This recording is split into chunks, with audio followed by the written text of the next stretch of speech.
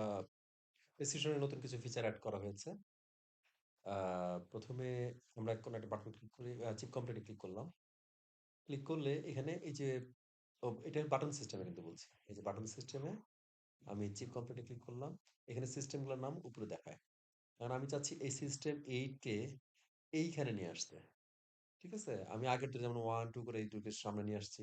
তাহলে এটাকে যদি আমি আনতে চাই তাহলে এক কাজ করতে পারি। আমি এই সিস্টেম 8 এর আগে একটা 3 ডট দিলে ওইটা সামনে চলে আসবে। ঠিক আছে? তার মানে হলো এখানে যেহেতু অর্ডার মেইনটেইন করা হচ্ছে টেক্সটের উপরে, তো এটাকে আমি সামনে নিয়ে আসতে পারবো। তো সিস্টেম 8 এর আগে 3 আনার জন্য আমি কি করছি? আমি এখানে এডিট আইটেম নামে একটা অপশন করেছি। তো এডিট আইটেমে ক্লিক করলে পরে সিস্টেম 8 এইখানে আছে। যাতে বানান ভুল না হয় সেইজন্য আমি একটু কপি করে নিয়ে আসি। এই যে সিস্টেম 8, এখান থেকে সিস্টেম 8, এই সিস্টেম 8 টা আমি নিলাম। এই সিস্টেম 8 এর আগে আমি দিতে চাচ্ছি হলো সিস্টেম 3। তাহলে 3 ডট সিস্টেম, তাহলে এটা 1 2 এরপর 3 তে চলে আসবে। রিনেম সিস্টেম, এই যে রিনেম সিস্টেম 3 ডট এভাবে রিনেম হয়ে গেছে।